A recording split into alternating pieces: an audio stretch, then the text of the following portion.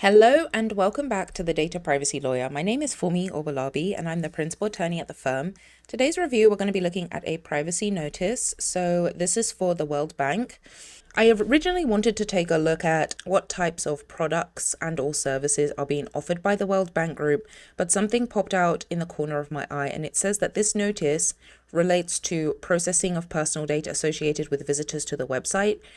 So I think this is really valuable to note because businesses should always make sure that they discuss the scope of the notice.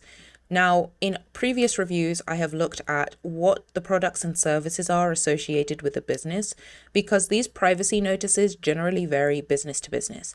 I think I've talked a lot on the channel about the different types of personal data that can be collected as it relates to an individual. So some businesses have different notices addressing different individuals or different groups of individuals to whom they process personal data. For example, the type of personal data that a company like McDonald's is going to collect are a couple. They're going to collect data on their employees. They're going to collect data on people that come into their shops. They're going to collect data on their suppliers. Now, some businesses will have separate notices related to their processing activities for all three of these groups.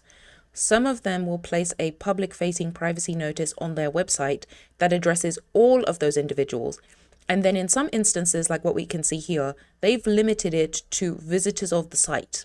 And that's really important because when a privacy lawyer helps draft this, one of the questions that I generally ask on my intake form is, I will ask about your products and services, but I will also ask about all of the individuals associated with your business that you interact with, because you could choose to address your privacy practices in the manner that I discussed, which is you could have a notice for employee processing. You could have a notice for vendor processing.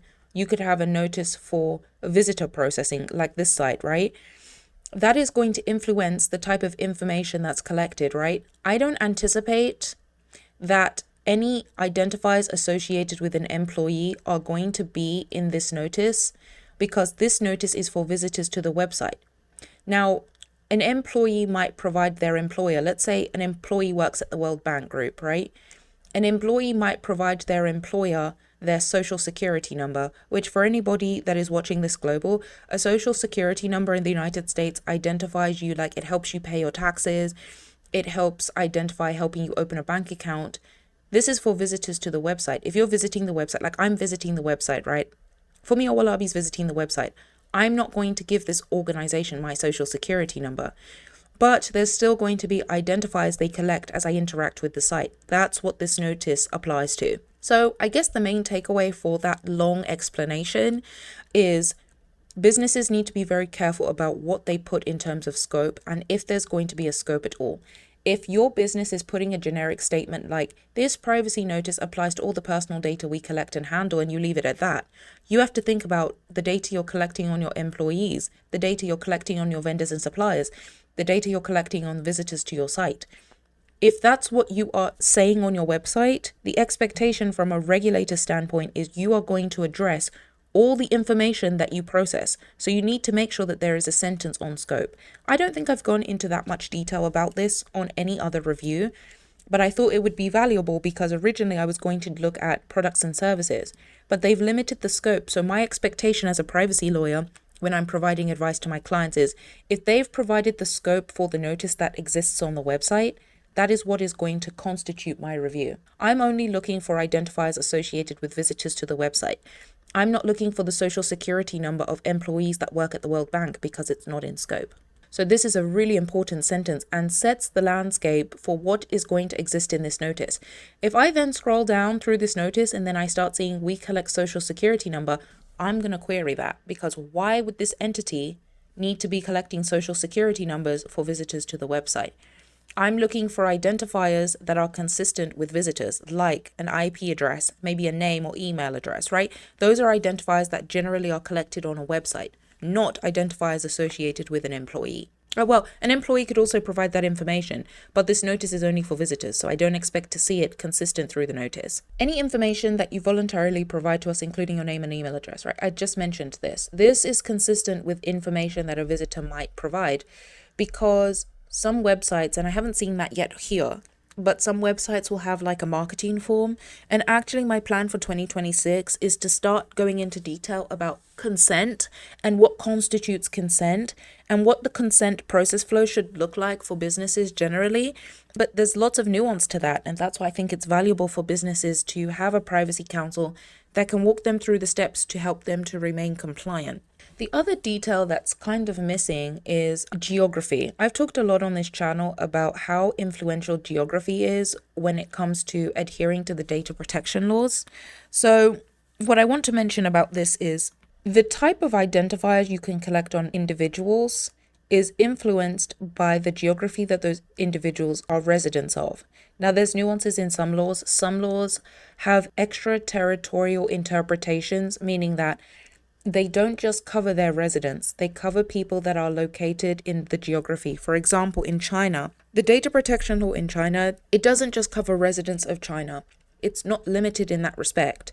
So let's say, for example, this organization anticipates visitors of the website are going to be located in China. This notice needs to address any obligations that this company may have because they're going to be processing personal data in that respect. I hope that makes sense. So essentially, if somebody located in China is a visitor of this site, this notice should accommodate the requirements of the data protection law in China because there's an anticipation that they'll visit the site and this site is going to process their personal information. So when you look at your privacy program, and not just your privacy program, your notice as well, you need to anticipate who it is you're doing work with or work with us. And the interesting thing, and this might give me clues, but they have translated this notice into a number of different languages.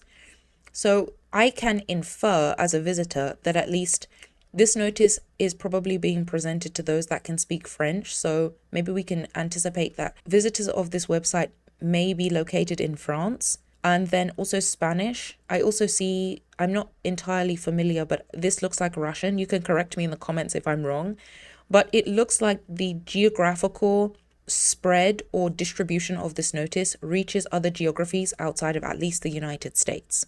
Okay. It also says World Bank. So my inclination is that the visitors of this website probably exist globally.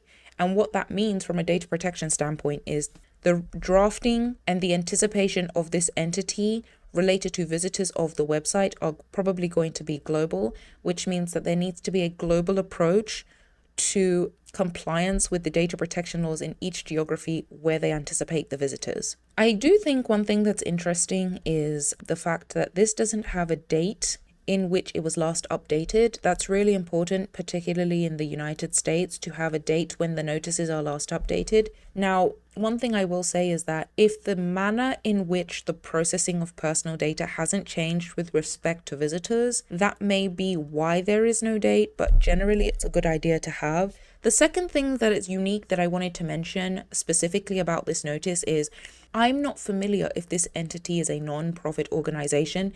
Now, why I'm making that distinction is if you look specifically at US state privacy laws, a lot of them have an exclusion clause where the threshold doesn't need to be met for adherence to those US state privacy laws if the entity is a non-for-profit organization. So I guess there's two takeaways I want to say when I mention that. One, you need to be able to understand which privacy law applies to you.